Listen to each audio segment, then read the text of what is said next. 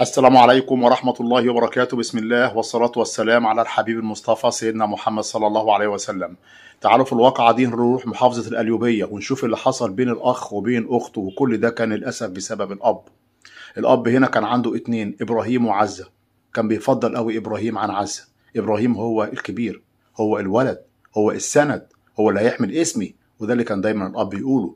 كان دايما بيفضل ابنه عن بنته. مراته كانت دايما تنصحه وتقوله المعامله اللي انت بتعاملها للولاد دول ما ينفعش. انت بتعامل ابنك احسن من بنتك. انت فاكر ان الولد احسن من البنت؟ ده في الزمن اللي احنا فيه دوت البنت تبقى احسن من الولد، البنت حبيبه ابوها، البنت مش عارف ايه، مفيش فايده. كان برضه بيفضل ابنه عن بنته لغايه ما كبروا بقوا شباب. وهنا الشاب بقى في الثانوي وطلب من ابوه، قال له انا مش هروح مدارس ولا عايز اروح مدارس يابا، انا ماليش في التعليم، انا خلاص، انا زهقان، انا مش عارف ايه، انا عايز اشتغل وانا. المهم الاب سمع كلام ابنه، قال له اللي انت عايزه يا ابني. الام هنا قالت له ايه اللي انت بتقوله ده؟ ابنك طلب منك يسيب المدرسه، تسمع كلامه للدرجه ديت؟ الواد عايز يجيب تريسيكل ويسيب المدرسه؟ قال لها اللي هو عايزه يعمله، هو اضرب مصلحته. المهم الواد ساب المدرسه، جاب لابنه تريسيكل، والتريسيكل بقى تحت البيت ولا بيشتغل عليه ولا حاجه، الا كل فين وفين يلف بيه لفه ويقول له انا كنت مع اصحابي، انا كنت مش عارف ايه، لغايه ما قال لابوه انا عايز يابا توك توك. من عناية يا ابني، وراح برضه جايب له توك توك. الاب ده كان كل اللي بيمتلكه، وعنده فدان ارض وعنده بيته اللي هو عايش فيه. فدان الارض كان سايبه علشان خاطر يقول لهم لما انا اموت يبقى انتوا الاثنين تبقوا، اللي اتجوز فيكم يبقى يبيع الارض عشان خاطر انتوا الاثنين تصرفوا على نفسكم بيها. المهم اللي حصل هنا، الولد بقى عنده توك توك ما بيشتغلش عليه ولا بيشتغل على التريسيكل، وحاجه يعني ما يعلم بها الا ربنا، واخلاقه بدات ان هي تفسد واحده واحده. اللي حصل هنا ان الاب توفى، ولما الاب توفى الابن قال لهم هنا ال الارض دي لازم يبيعها، والارض دي بتاعتي ومش بتاعتي. ام تقول له ايه يعني ايه بتاعتك اللي انت بتقوله دوت؟ انا ليا التمن واختك ليها نصيب وانت ليك نصيبين. ده ربنا قاله في القران الكريم، ما ينفعش يا ابني، للذكر مثل حظ الانثيين وانا ليا التمن. قال لها انت تاخد حقك ياما اللي انت عايزاه، لكن هي ما تاخدش حقوق اللي انت بتقوليه دوت. البنت ما تورث. تورث عشان خاطر ايه؟ ده ابوها هو اللي سايب لي الارض دي انا، عشان خاطر لما اتجوز، عشان خاطر اعمل بيها مشروع، عشان. المهم هنا الام طبعا ما اقتنعتش بكلامه، اللي انت بتقوله ده يا ابني، لا هو ده اللي عندي.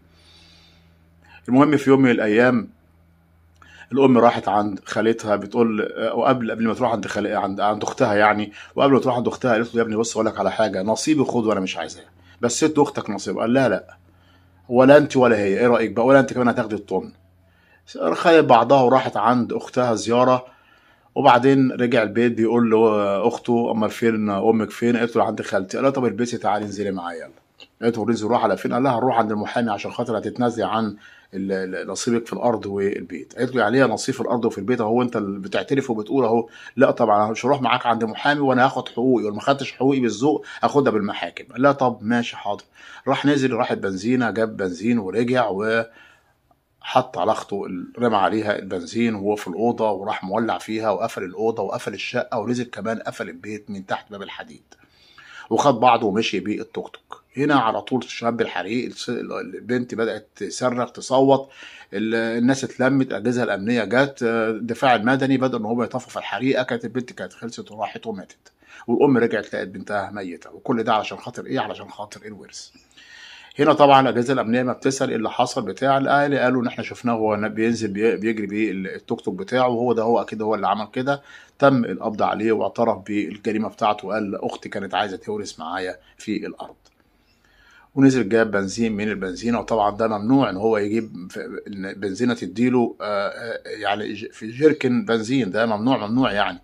انت ليه يا ابني لسه جاي واخد بنزين في التوك توك؟ قال لهم بس عايز البنزين عشان حاجه. طبعا اتحولت البنزين اصلا كمان للتحقيق.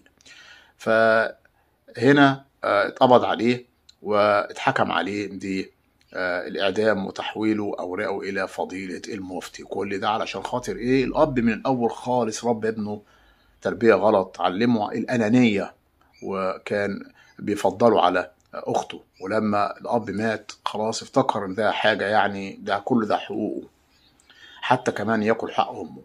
هنقول ايه غير لله الامر من قبل ومن بعد. بشكركم جدا، بتمنى من حضراتكم الاشتراك في القناه، تفعيل زر الجرس، والسلام عليكم ورحمه الله تعالى وبركاته.